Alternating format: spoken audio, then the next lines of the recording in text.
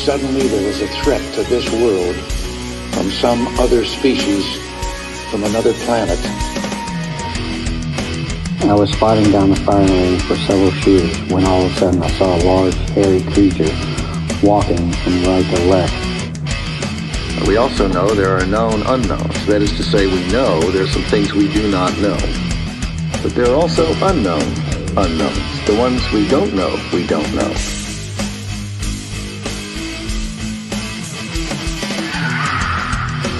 Encounter Brigade, welcome to the team.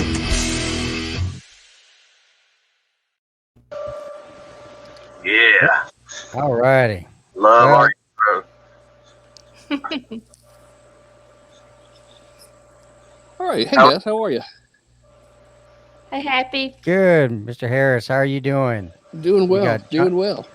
Yep, we got Johnny, got myself and Angie on, and Mr. Harris, I know we've talked quite a bit, and I know you talked with Johnny as well about your incident here in Georgia. But I want to thank you for having the courage to come on and talk to us about it, because I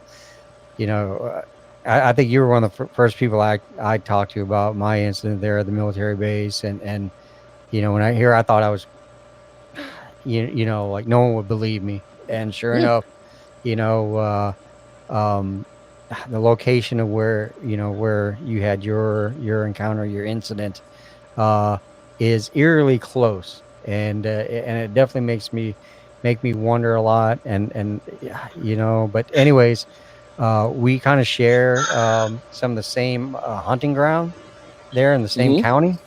I think when I looked up on the map, I mean, it's less than 5 miles apart, and there's things that happen around the farm that I hunt, that a place that I call the neutral zone.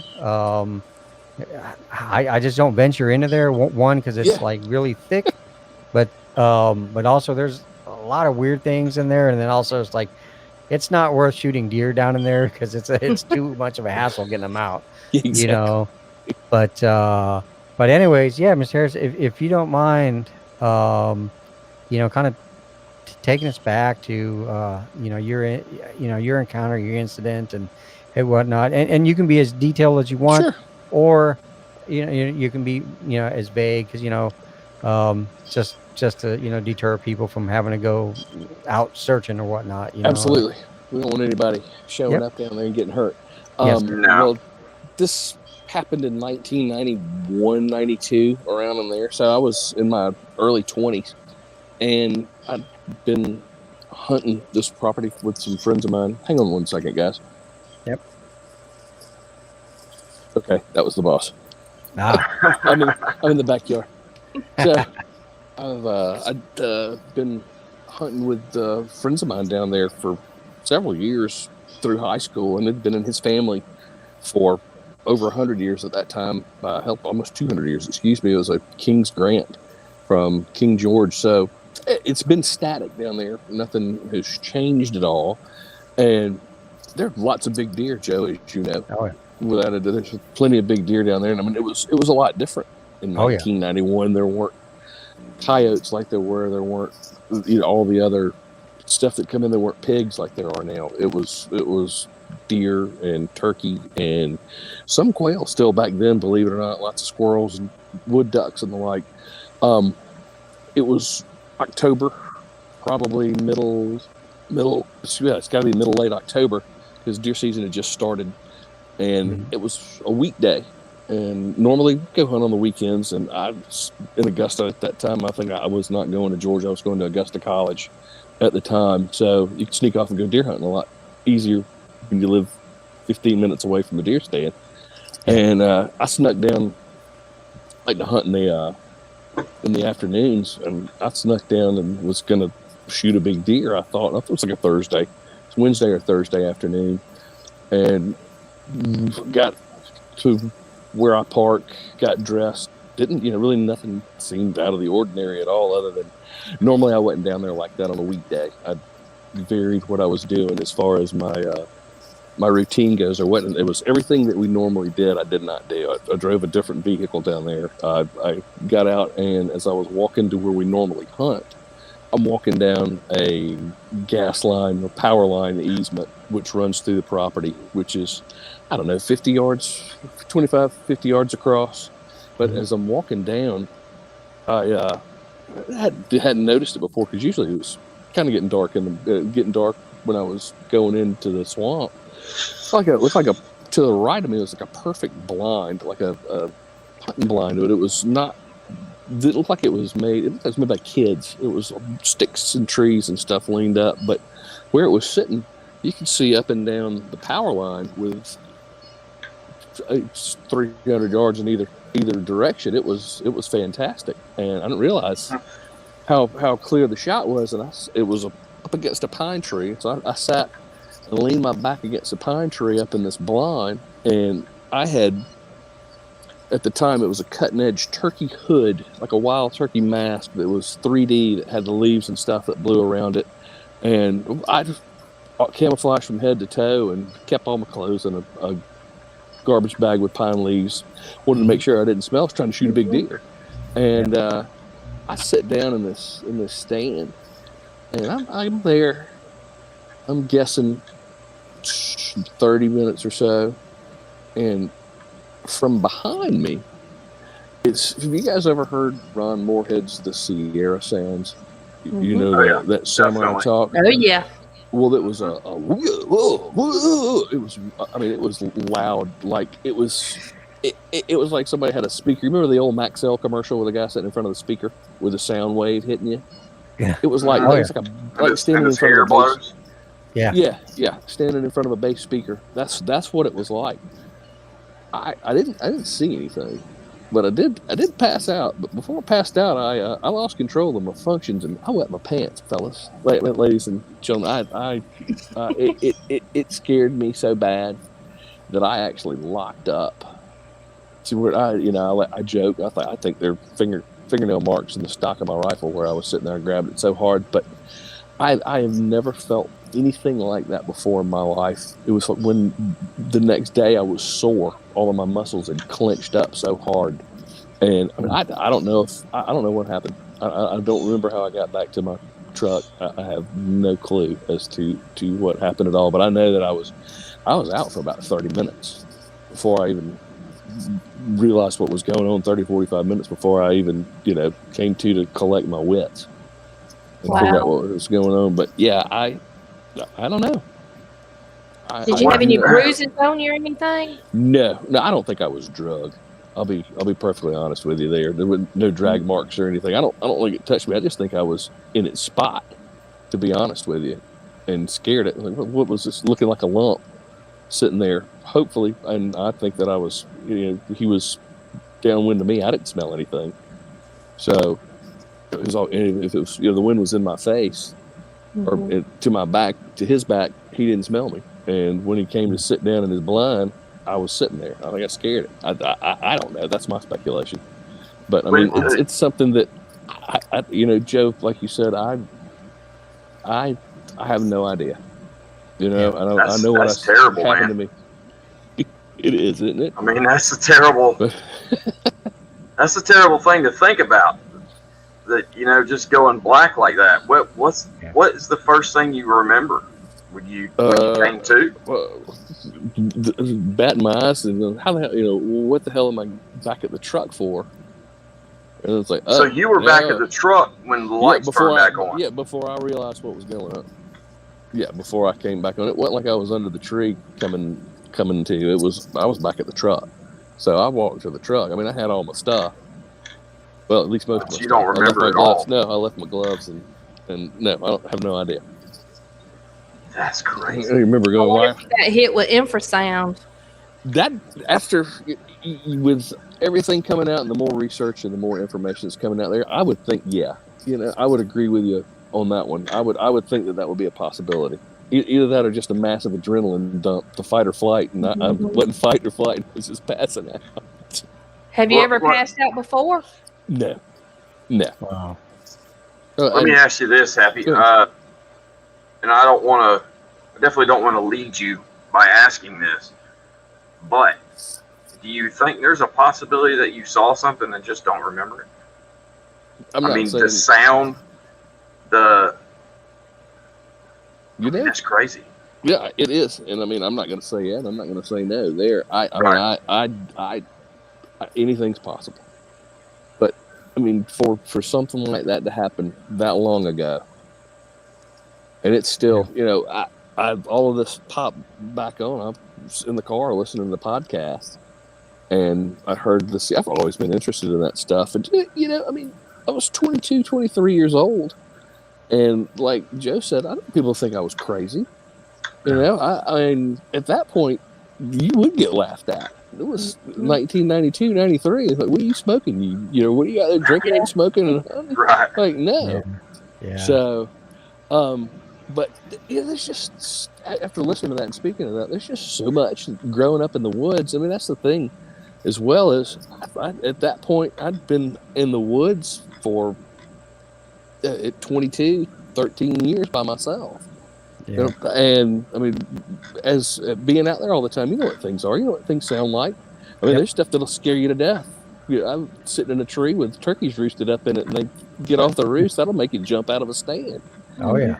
You know, hearing a bobcat squall, but this wasn't any of that. I mean, this is just. I mean, I have no idea.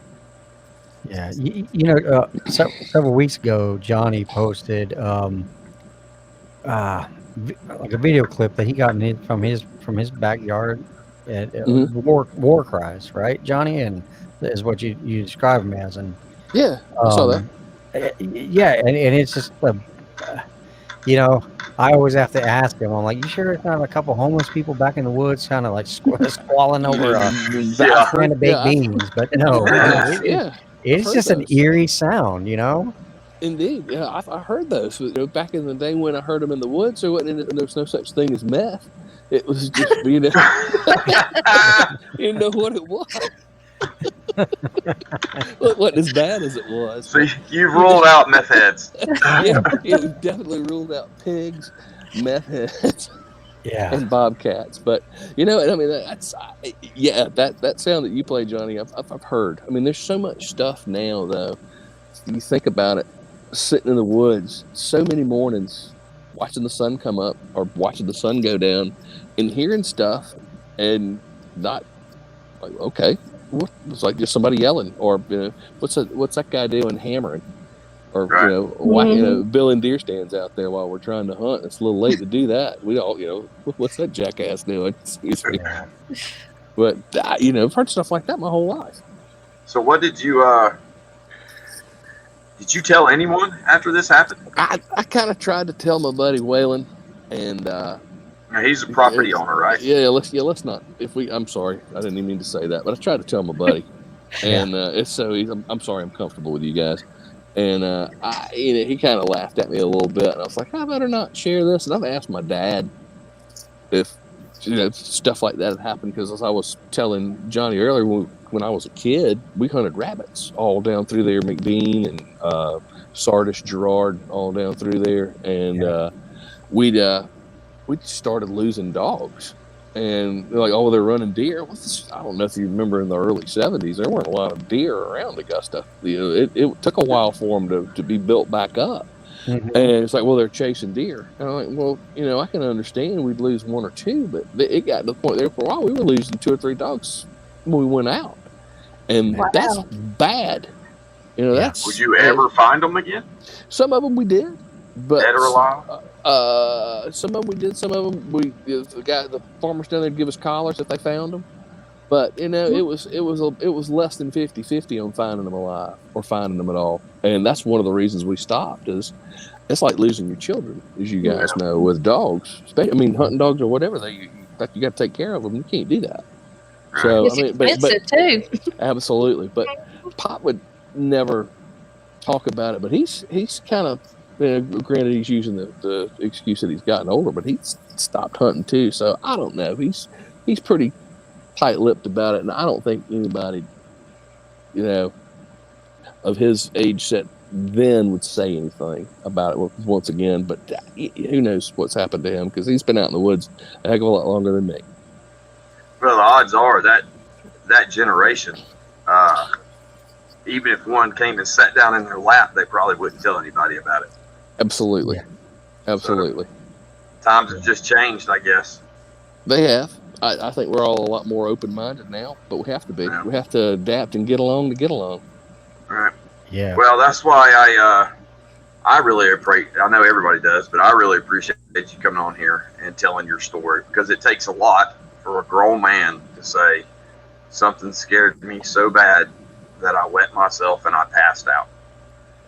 Now, why in the world would you do that? For what? It did. You know what I'm saying? Like, it takes a lot to admit to, like, when I talked about me having to sit in my truck and call my wife to bring my gun out to me. You know, I don't want people to know that. Yeah. But people need to know, and I appreciate it very much. Well, you guys, thank you very much for the forum as well, and I appreciate what you guys are doing. As we were laughing earlier, it's not easy, and I mean, it's a commitment of time. And what's in it for you guys? Nothing. Just looking for the truth. That's it. That's the answers. Answers, I think, is what we all agree on. And I mean, you look through a spot and scope and saw something. Johnny, you know, like you said, you're sitting in your truck, and I mean, you got orbs floating around out there and war cries in your backyard. Angie, I'm not familiar with if you've had any experiences or not, but something's happened to get you here, and we're all. I mean, I want answers. I don't know what we're going to find out. I don't know if I want to know. If I do, but I do want to know. Yeah.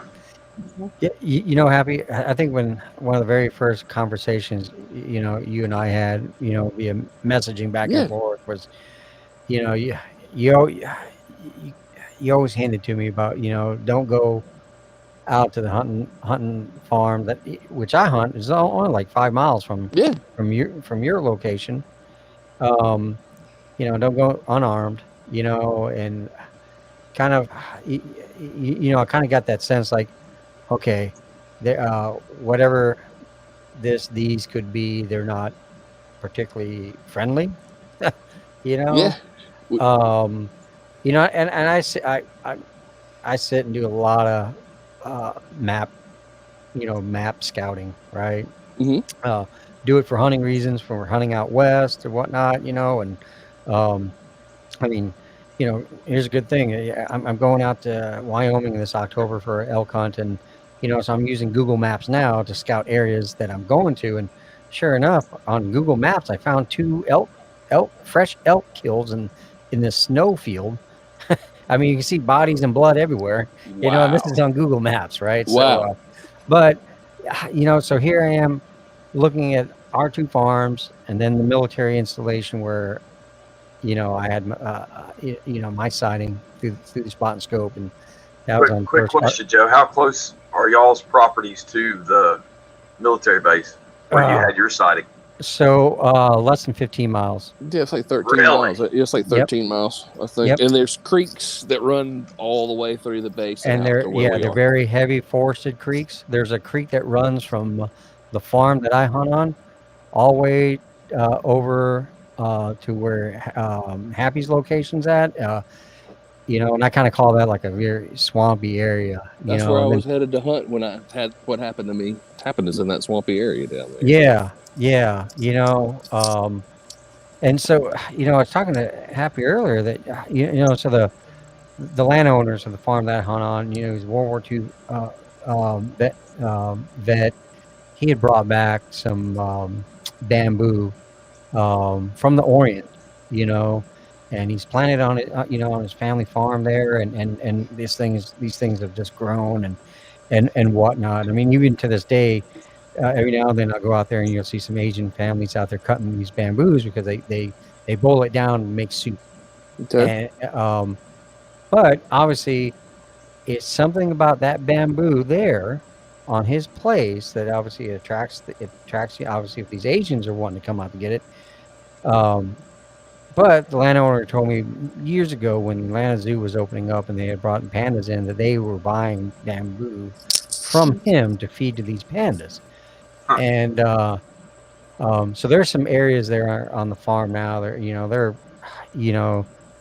several acres of just nothing but bamboo forest. If you ever walk in a bamboo, in there, it's cooler. Temperature wise, it's pretty. The deer like to bed up in it, so I figured, um, Be a things would nice place probably to like be. to also. Yeah, and it's probably a good food source. Take a nap and a snack at the same time. Yeah, exactly. But it's just kind of weird. But it grows along that creek, and that's what always gets me.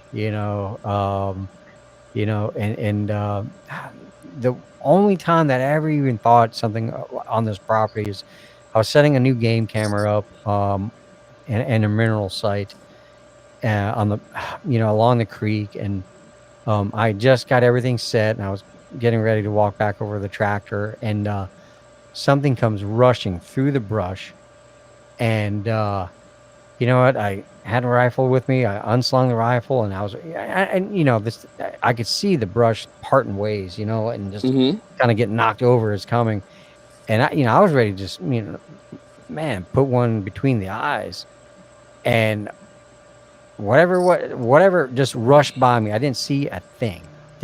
Nobody. It wasn't a hog. I'm So used to hog hunting. it actually went Yeah, by you? yeah, went blowing by me, and all it was moving brush, and things get knocked over. But a lot of this was also young bamboo, right? And I, that was the one time I'm Wow. like, okay, yeah, that's probably not a good place Wow. to set Yeah, up a blind and that's a all that. little much. Yeah, and I just, that is the exclusion zone. but I always, it was one of those things, so I had a 45-70 lever action with me.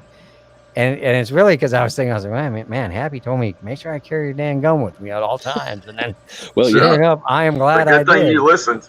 Yeah, every time I go out there, I don't care. I bring it, but I was talking to the landowner about it, about that location and spot, and I remember him looking at me, and he goes, yeah, I haven't been down there in 10 years. And here's a man that owns the place. Yeah, it's only like 220 acres, farm.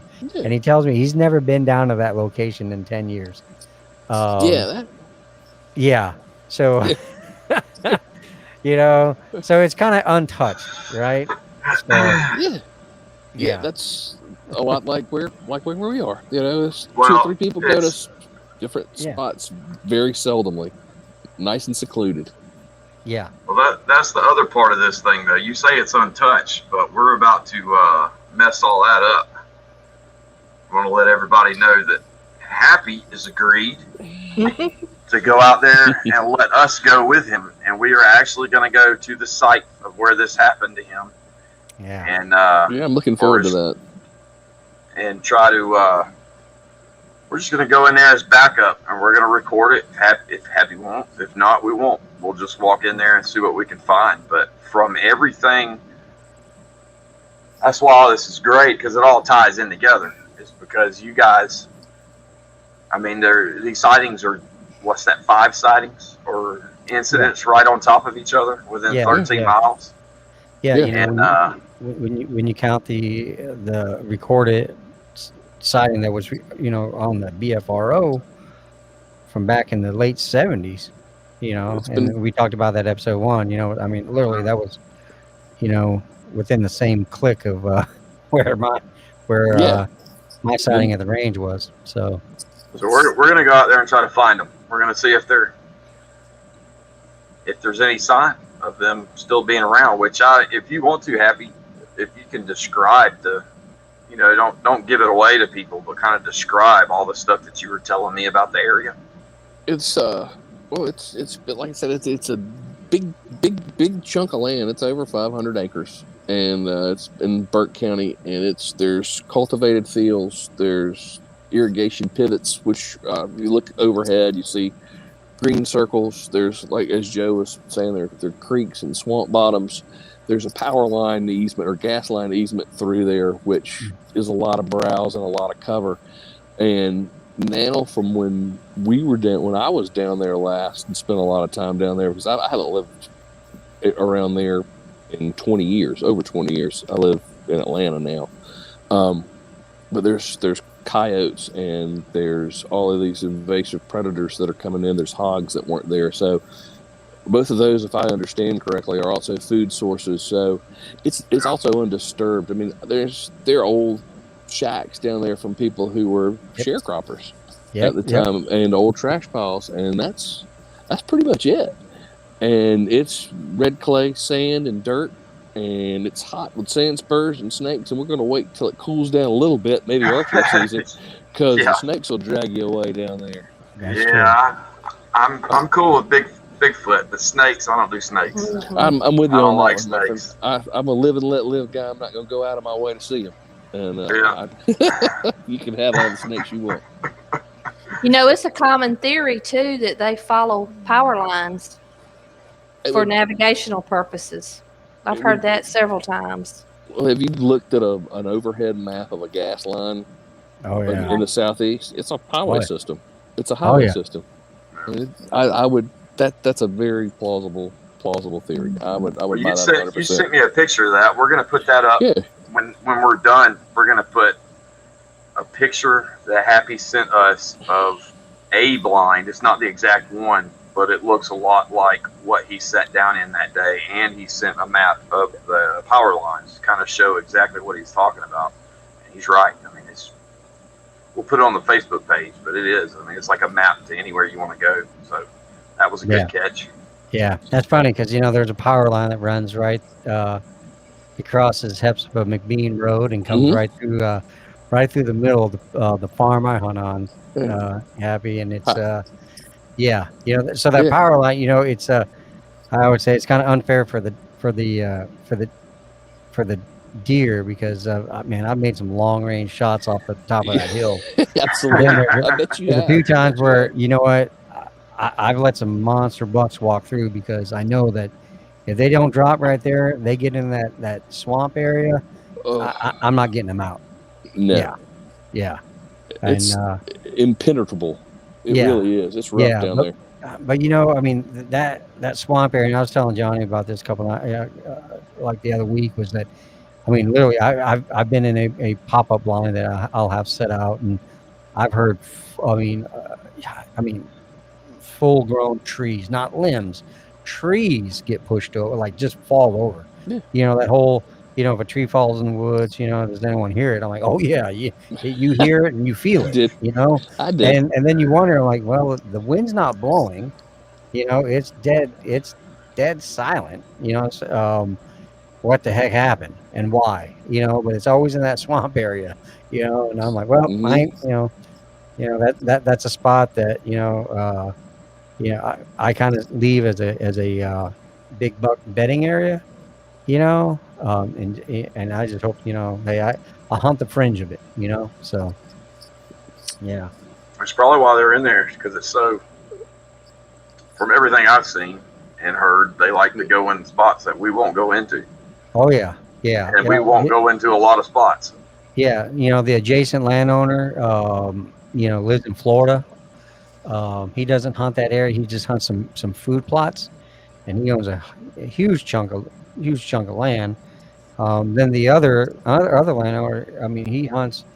It's about 3 miles away on the other side of the swamp, and on the other edge of it, So there's a pretty big spot there that it's just kind of untouched. But two creeks join, and they all head across the highway over to where the area that Happy was describing his incident at. So it's kind of really weird, so I'm glad they're there, man. They're there. I mean, that's when you and I first connected, it kind of clicked, and I was like, that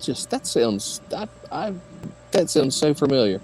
You're and then talking about looking at it through the spot and scope and the impact area. Yeah. What is that, man? What is going to do that? I'm sorry. I just keep going back to that. I just keep going back to that, and it's like during live fire exercises. Yeah.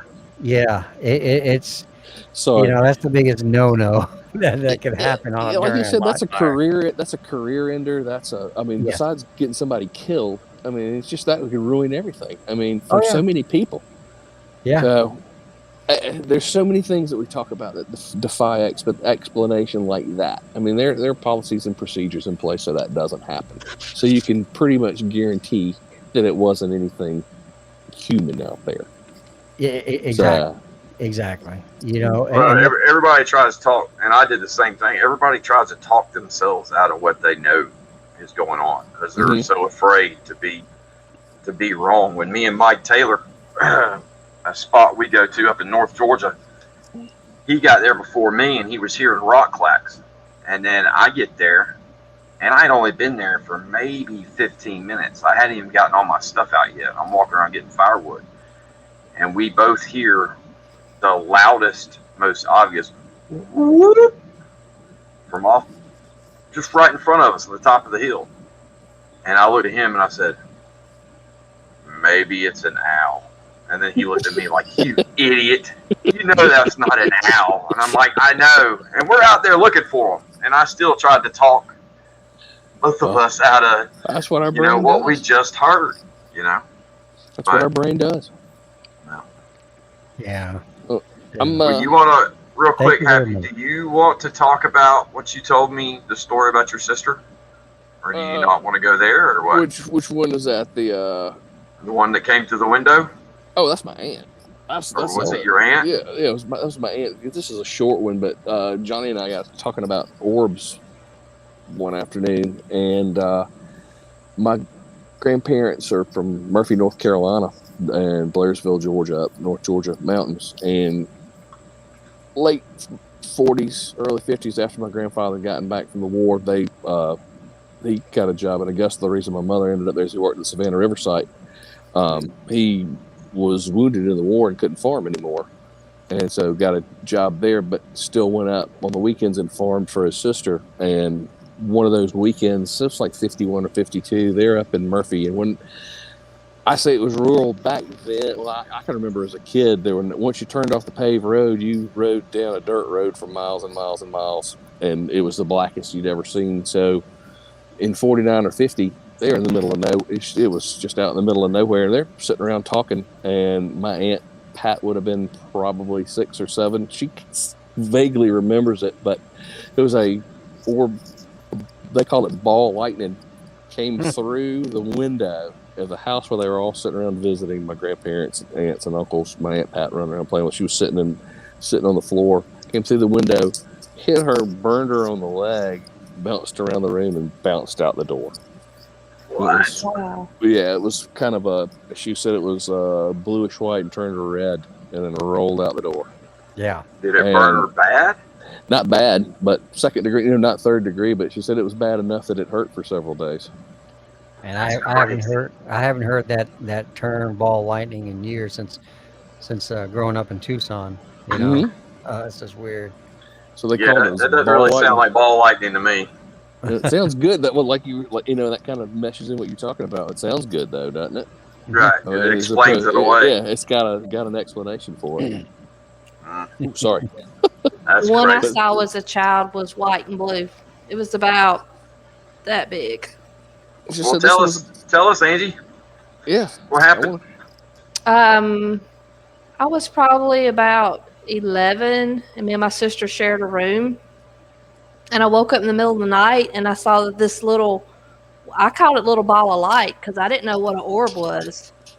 So I just, saw it on the wall, and it was like vibrating.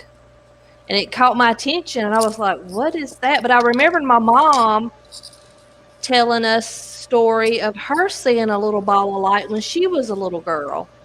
And that was the first thing that came to my mind was there's that little ball of light like Mama saw. And so I just watched it, and it went down the wall. And then I didn't see it for a minute, and I was sleeping on my stomach. So I was up on my elbows at this point. And it came down the bed and got on my arm, went up my arm, and stopped on my shoulder. Yeah. Now, is this the first time you're telling us this? And it had an energy to it. It was just trembling.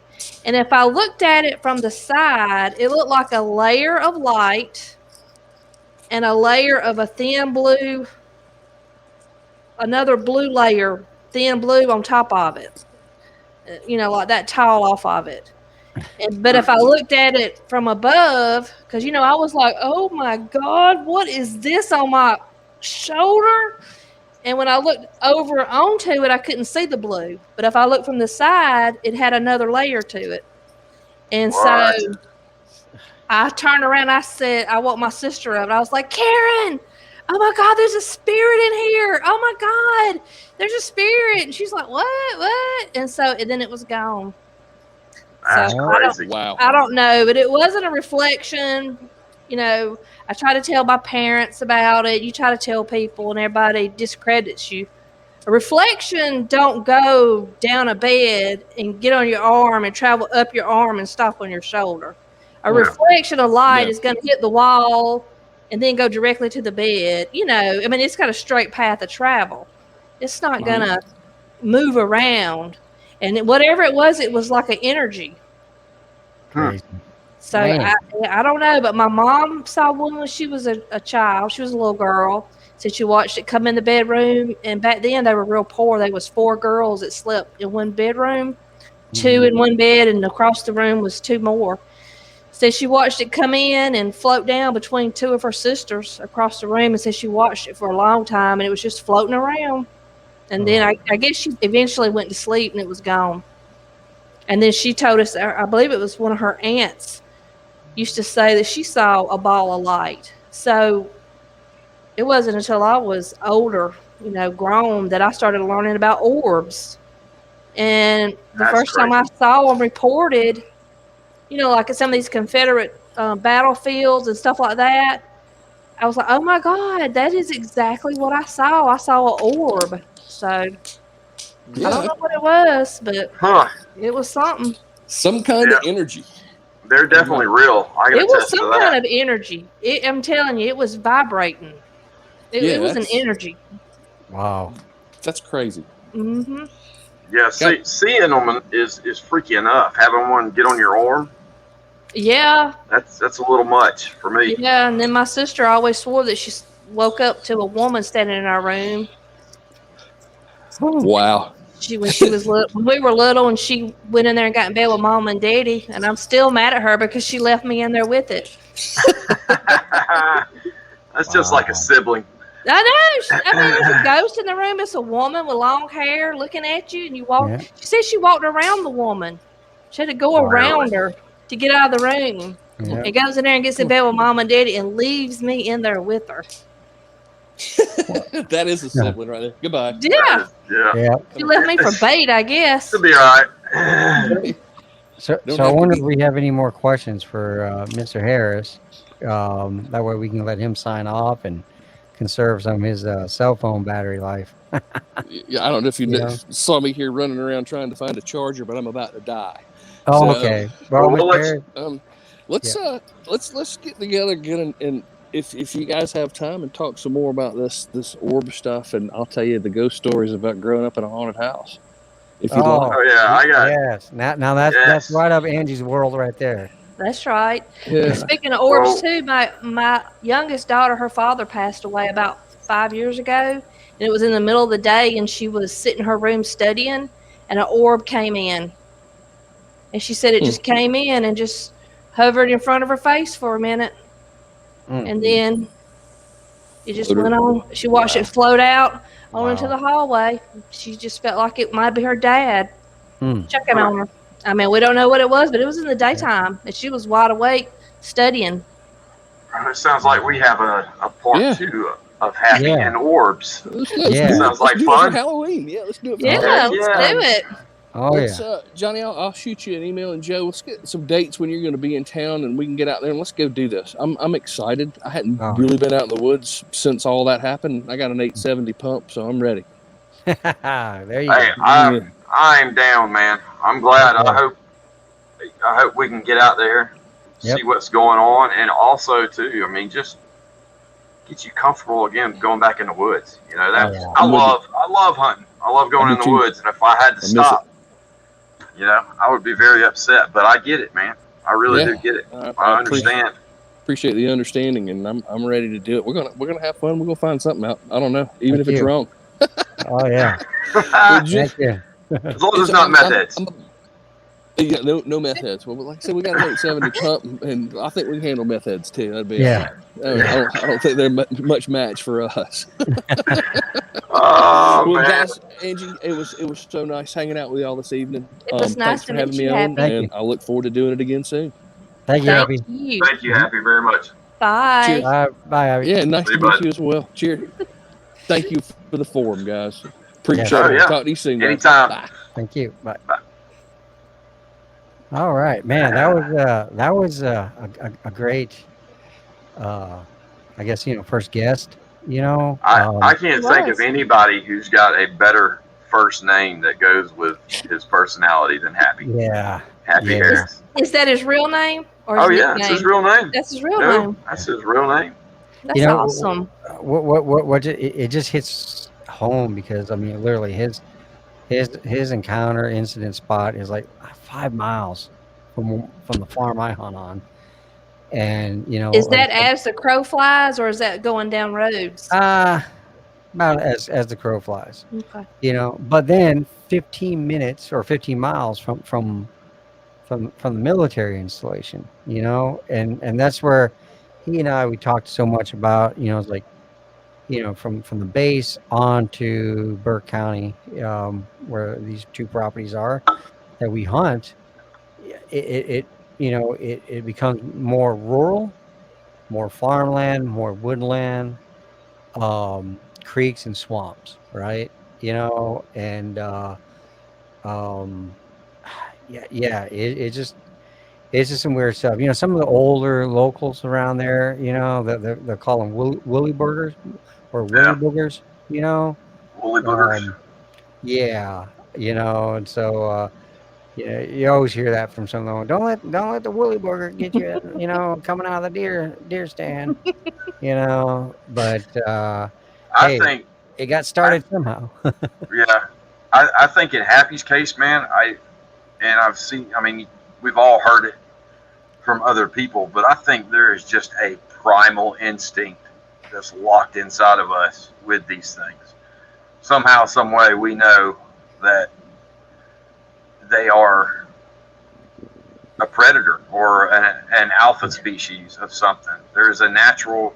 People don't just pass out from fear like that normally.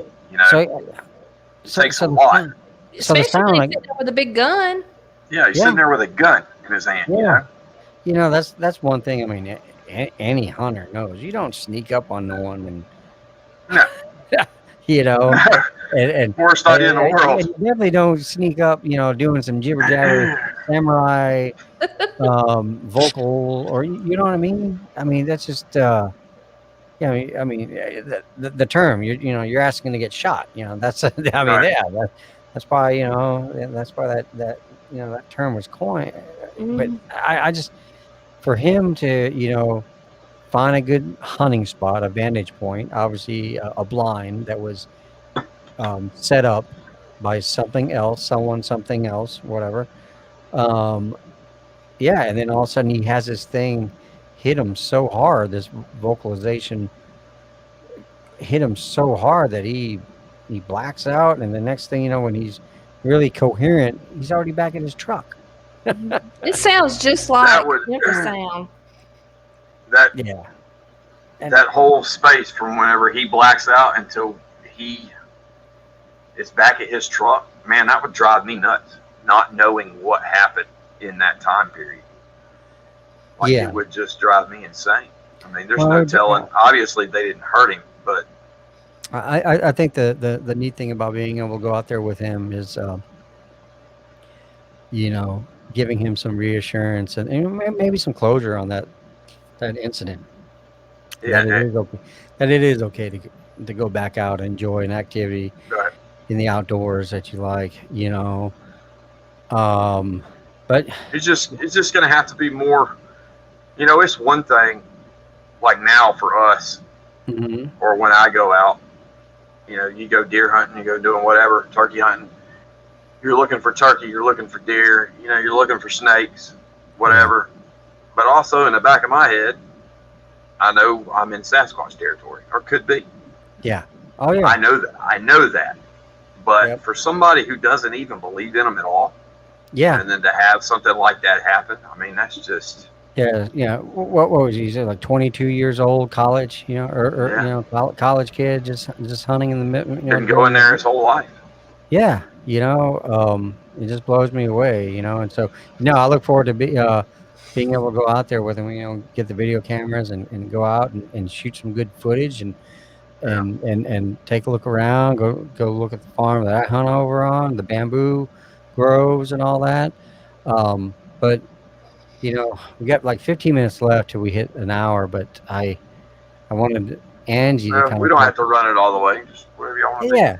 But anyway, I was going to see if Angie wanted to talk a little bit about her Bigfoot conference that she went up to, and kind of give us a report on some of the cool things she saw, or people she met, or did she see any real Bigfoot, or did she see any Bigfoots? Go I saw ahead, some Angie. pictures of some real ones. All right, go ahead, Angie. Did you see some good pictures people had? Yeah. Really? Mm-hmm. So you tell me. Well, it was on, just so the people know, it was in Gatlinburg on the 24th of July. And I don't know who organized and put that event together, but they did a fabulous job. That event was so well organized, and I mean, they had plenty of food. There was vendors down 3 rows in like a ballroom. I mean, it was so fun. Originally, my aunt and her husband were going with me, but he had to cancel. So we ended up taking my aunt's, one of her best friends that had no idea where she was going. And me and her have never discussed Bigfoot. And even she had a great time. Good. But the speakers they had, I had to make me some notes so I wouldn't forget. But the first one, well, the MC was Matt Pruitt.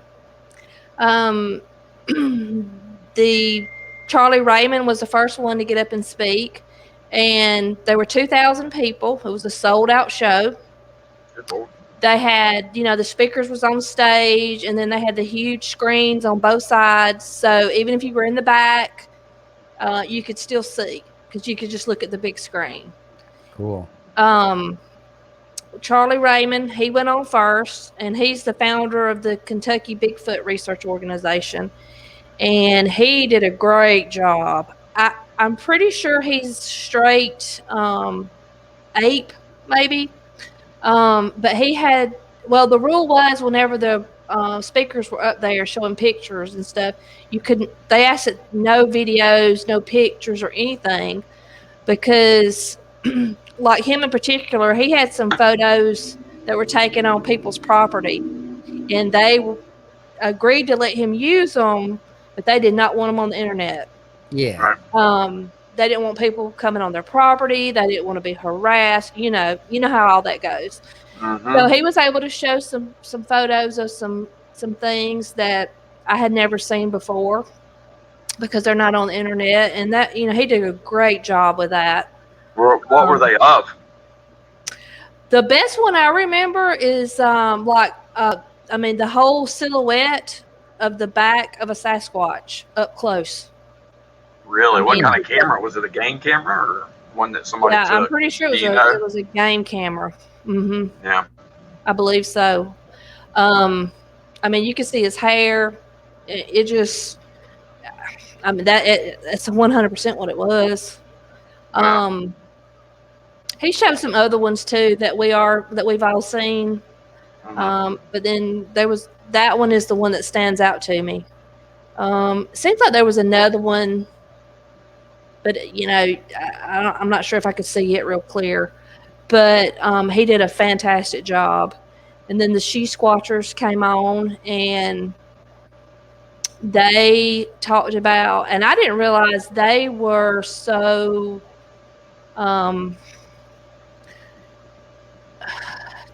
they use a lot of I don't know if the right word, telepathic means. Yeah, they actually do. We talked about that Mm-hmm. I can't remember what episode it was about them doing the. They do a lot of work on. Well, the three ladies that came and spoke, one of them is half Native American, and so they do a lot of their stuff on the reservation. And they showed pictures of this huge structure that they found. And I think they called it the tower. I could be wrong, but anyway, it was huge. They were able to get up in it, take pictures of it, show pictures looking out of it. The vines and the trees were woven together. Oh, did they say like what reservation or what nation? Yes, but I can't remember. Okay. Or state. I should have took notes, I guess. It's all right. We're not allowed out I there didn't know anyway. I was going to do a report, but I think it's somewhere around North Dakota. Okay. Well, one of them, or maybe Michigan. Can't remember. It wasn't a tribe that I'm very familiar with. It may be. I know they got a Facebook page. Huh. It may be on their Facebook page. If I'm saying her name correctly, Kruse. I'm fairly certain that she was the one that is half Native American, and she did most of the speaking. But they, like I said, she said they were just driving down the road. They were, out doing some research, and she said, "Stop! There's something over here that we've got to check out. I can just feel it." So they end up going down this like wagon trail almost, and they drive on back, and they drive right up on this huge tower. And she said they literally were broken trees and branches just woven together like a huge nest. You couldn't take it apart. Man, it was so woven together. So they showed those pictures, but the picture that intrigued me the most was actually, I think I may have that backwards. I think they might have rode up on that structure. But the one that she said there's something back here we've got to go check is when they went and found a gravel pit. And there were huge footprints going up this really, really steep incline gravel pit. And they were, huge footprints, wide, strides between them. So they climbed up beside them, and they had to use their hands they had to crawl up on all fours. It was so steep. Right. And so they showed photos of all that. And when they get to the top, I got to stop real quick because you know why? Why? Big gravel pit, rock quarry. I've never heard that before. Yeah. Someone happens to live next to one, Johnny. Oh. Yeah. All right. Well, this is really going to be freaky then. Yeah. So they crawl up, they get to the top, the tracks disappear, and there's 3 circles, perfectly made circles inside of circles inside circles, almost like a clover shape, like they were 2 and then another one, from what I could tell. But it was just a circle. It just went all the way down, circles, like something landed up there and just on top of that mound. What? And the tracks just disappeared. Yeah. Oh my God! I mean, you could literally see it. I can adamantly say that helicopter skids are not circles. Yeah, they are not circles. Yeah, it was just 3. It was 3 circles, and if I had, from judging from the size, from what I can remember looking at the picture, I'd say maybe at least 20 foot across. Oh. Each one of them. Okay. So and they were just up there. Yeah, they were just circle, and then they kept saying it was a circle inside a circle inside a circle. I mean, it was just circles. I'm going to have to see these pictures. You think you can find the pictures from the, what is it, the She Squatchers? Is that who it was? I mean, I'm sure they have them. They probably have them available if you just look them up. I mean, I don't know. Yeah, I'll just look them up and see. Yeah, I mean, I'll try to look for them, but yeah, it was really cool. So they're really nice. Yeah, Angie could probably. What's it called that they do? Remote viewing. Is it remote viewing that they do? Yes, I think so. Yes, where they get together and they all pick a spot and they see who all, and they usually always end up with the same area they want to research. Yeah, and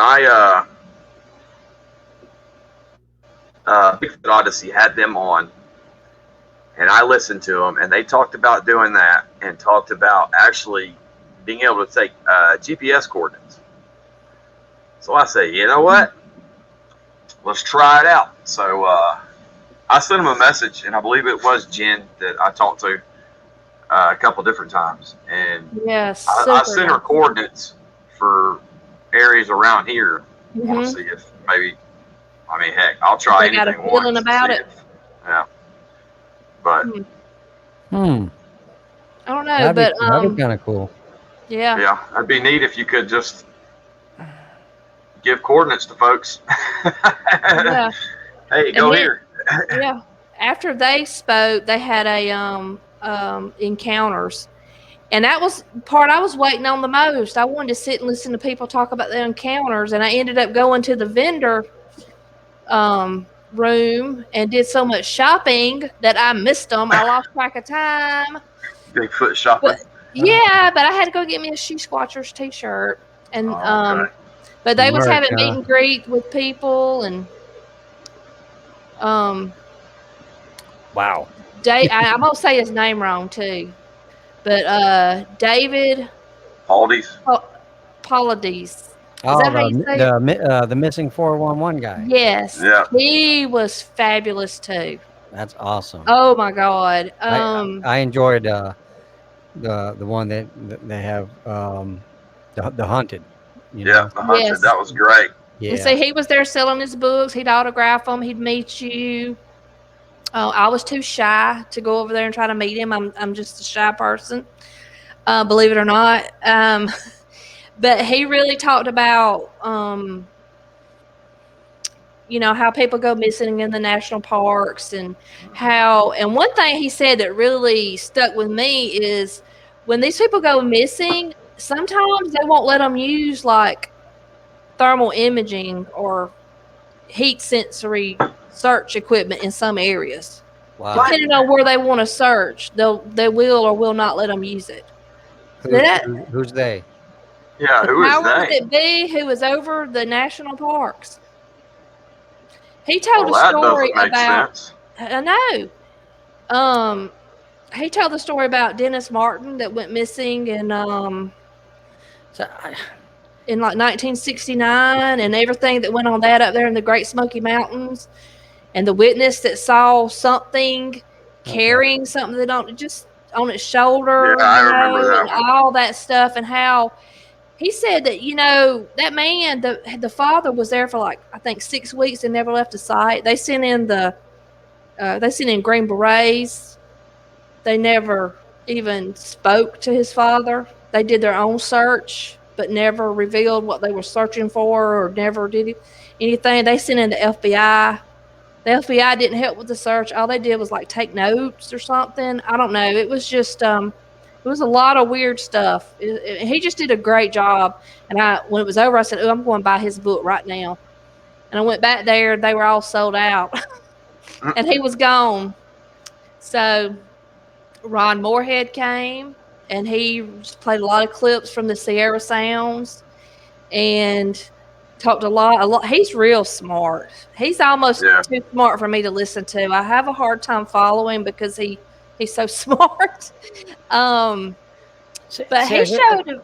I'm sorry. I guess that's why one of these days, Johnny, I'd love to be able to go do something like that, because having being a military officer and all that. I mean, just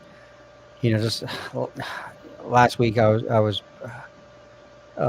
working on an AMR, which is an air mission request, right, for an event that's happening in New York, New Jersey. So basically it's just requesting like a military flyover using aviation assets. They're not hard to request, especially when you're working with a squadron or whatnot, but whenever people say they wouldn't let them use thermals or night vision, I'm like, well, wait a minute now. I said, you're not going to dictate what the pilot in the cockpit can or cannot use to navigate, right? I mean, you understand that, Johnny. You know, so that's there's it bothers me when they say, "Oh, they can't use it because." That's extremely odd that on especially for a search, that they'd say, "Hey, go find this missing kid, but don't use the best tools at your disposal." I know. Exactly. You're not allowed to do I might have some of my. Just use the rotor wash to move the trees aside. Go ahead and cover one eye too while you're at it. Yeah, I mean, I might have a little bit of what I'm saying. He said mixed up. Yeah. Disclaimer here, but I promise you he did say that. Oh no, I 100% believe you. Yeah. And he don't know why. He don't. But that's really weird. It does not make sense. And he was talking about has tried to get a list of all the people that's been missing in these parks, and they try to charge him like $1 million just to get this list. I mean, it was fascinating. Like I legit am going to order his book, but just to try to figure out what all he was talking about. He gave so much information that it was amazing. He did. Well, there's a. He seems to want to keep the two separate. His I guess the first book he did was the Hoopa Project, where it was the research that he did on a Native American reservation on Sasquatch. He tells the story all the time. Mm-hmm. But he keeps the missing 411 separate. He doesn't really throw out what he thinks is going on, blah, blah, blah. There's only one story I've heard him tell that brings the two directly together, and it was, well, I guess technically two. The one that you touched on, where the people saw the big man going up the mountain with something on his back. Mm-hmm. And then the other story he tells about this orphan girl that I guess she was in foster care or something, and then some idiot let her go to the woods with an older man. He said he was showing her a Sasquatch family. They got separated, and she disappeared. And he told the cops, I guess, that he thought the Sasquatch took her. Mm. So that's the only time that's ever really come directly together from what I've seen. Now, I haven't heard every single one of his stories. He did tell us a story about a class was on a hike, and the girl that was out front, she was, a little bit ahead of everybody else. And the last time somebody saw her was around was on the trail, and she just poof, gone. No trace at all. He's like, they would, if it was an animal attack, there would be blood. There would be some clothes. There would be a shoe. There would be some hair. There would be a scuffle. These people just literally vanish in thin air. They're just gone. Yeah. I don't know. But very odd stuff. Yeah, and he made a lot of good points too. Like, these children, when they get lost, hiking on these mountains and stuff, like a child. If a child is lost, is that child going to go uphill and keep climbing up, or is it going to turn around and go down the easiest route? Yeah. Well, they're definitely not going to go uphill 5 miles like they found some of these kids. Exactly. Yes. In the middle of a boulder field. Exactly. So when they find some of them, they'll be like, I remember one kid was like, 13 miles or something. I mean, just crazy. Just little bitty kids would be 5 miles up really, steep terrain and stuff when they would find them. Man. So, I mean, I give the man props for actually getting out and going to a conference like that after his son, just passed away here recently. That's horrible. Mm-hmm. Yeah, but he did an excellent job. And one thing about Ron Moorhead, and I've listened to the Sierra Sounds many, many, many times. A lot of people that don't believe, they try to, how it is, you get made fun of, and people, they ain't no such thing. And I always try to get them to listen to the Sierra Sounds. Right. But I had never known that there was other weird stuff that had went on with all that, and he showed it's straight up woo stuff that he's seen. I never knew about the lights, and he showed videos of the lights coming through those the forest up there, and I mean you can see it you can see them going around trees, the floating lights. I mean, they're just weird. Johnny, you posted a picture last week of a orb light from a game camera in the woods. Was from our partner in crime that doesn't want his name used. This is from his property, and and what's crazy about it is, for years he knows they're out there. He's seen them on thermal. He's had all kinds of activity. He has a ton of problems with his game cameras. Batteries just being completely drained in a matter of days. All kinds of weird stuff. But what he did was, he got the idea from somebody else, but he took the blue Mylar, like the stuff you put in plastic sheeting, and just cut little pieces out and put it over the IR lights on game cameras. Yeah.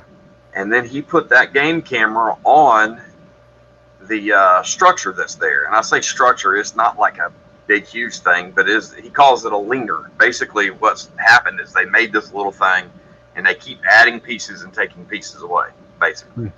So he knows that there's activity right there. Well, anyway, he put that game camera up there.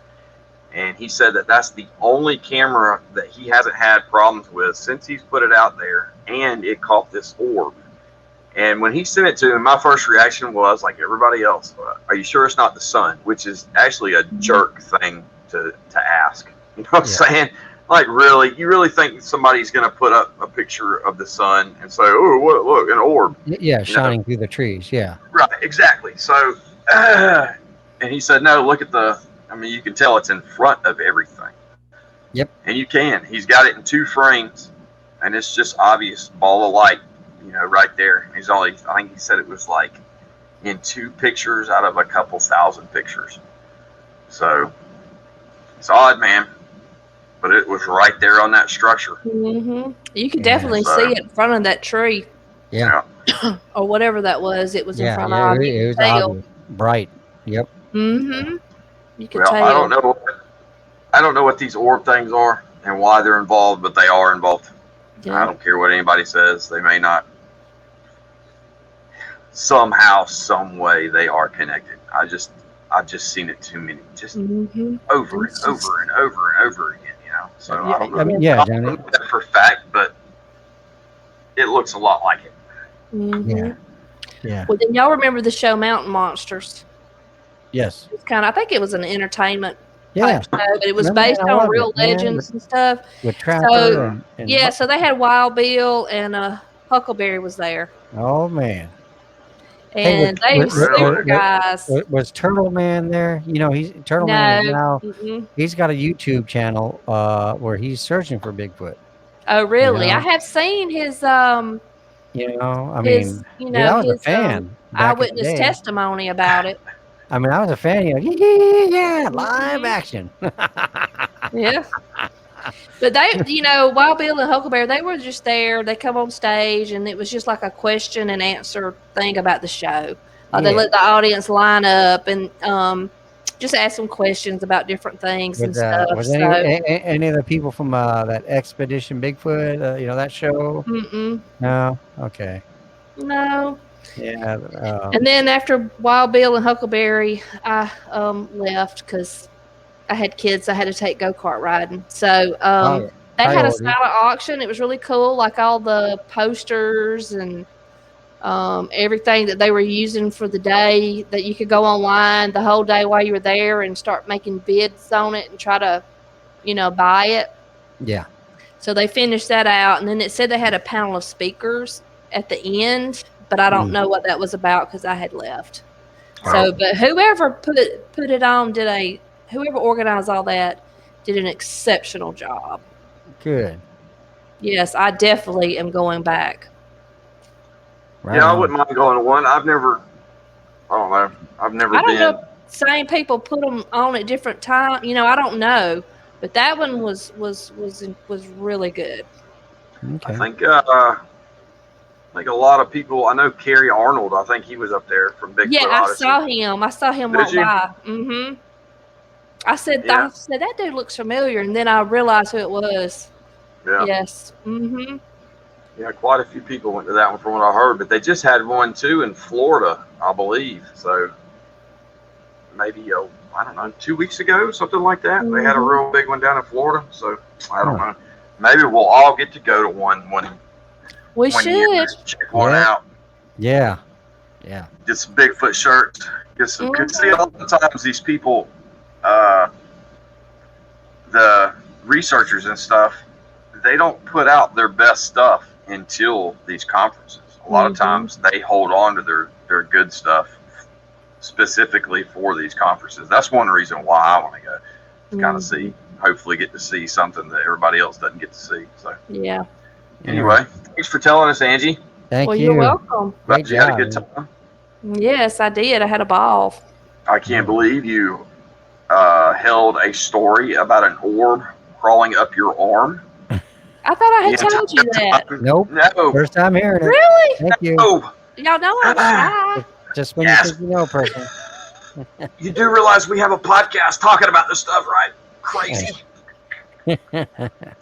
Oh, man. And then you got Happy talking about orbs too, and I'm like, well, heck, now we got part 2 with him. Oh man, he's had some weird stuff happen in his old house when he was a kid. I'll let him tell it, but like some really crazy stuff. So Happy's got some stories, man. Man, he's I can't wait. Guy too. He's as honest and as like I said, he's got the perfect name, man. Happy. Yeah. He's a good guy. I haven't known. I just started talking to him, a couple weeks ago. But I enjoyed talking to him. I'm glad that he was able to hear, like my first, podcast, when we did the episode about my sighting there, and I think that kind of let him know that, hey, it's okay to, come out and talk about, his encounter incident, which is great. I think that's kind of the reason why we wanted to kind of get into doing this. So well, I'm really glad with him too that it's we don't just bring him on and say, hey, look, let me get your story, and then we tell everybody and we get some clicks. We're actually going to be able to follow through with this. Yeah. Go to the property, check things out, and hopefully help him, get through some. Yeah. I don't know. You call it whatever you want to, but it's definitely not a good thing for your brain to have something like that happen when you're alone and scared. And it can happen to anybody. And not for these many years. So right. It's gonna be great. But all righty, folks. Well, man, we're at a I think a good stopping point. Yeah. So I enjoyed it, guys. Me too. Thank you, Angie, for the conference. I'm sorry, briefing. I should have took notes. That's okay. It's all good. You can post pictures later of all your pictures with Bigfoot. Yeah. Yeah. Right. Maybe show off some of the merch you got. Yeah, there was a really good looking Bigfoot there. I know that. Missing some great. Yeah, while you're missing some great. He's out there merch shopping. This is a child-friendly show. We don't want to hear about anything else. It was a poster. All those ladies was like, "Why do they make Bigfoot look that handsome?" I'll post this picture. Oh my goodness. God. Oh, okay. Oh my Lord. Yeah, it's time to end it, Joe. All righty, y'all. All right, well, okay, we'll be we'll give updates on our next podcast coming up, and continue following Johnny's adventures as he's out and about in his area, trying to put together the puzzle of what's out there, with him. Yeah, and then, it's been pretty quiet here recently. I did have it's called Heat Index.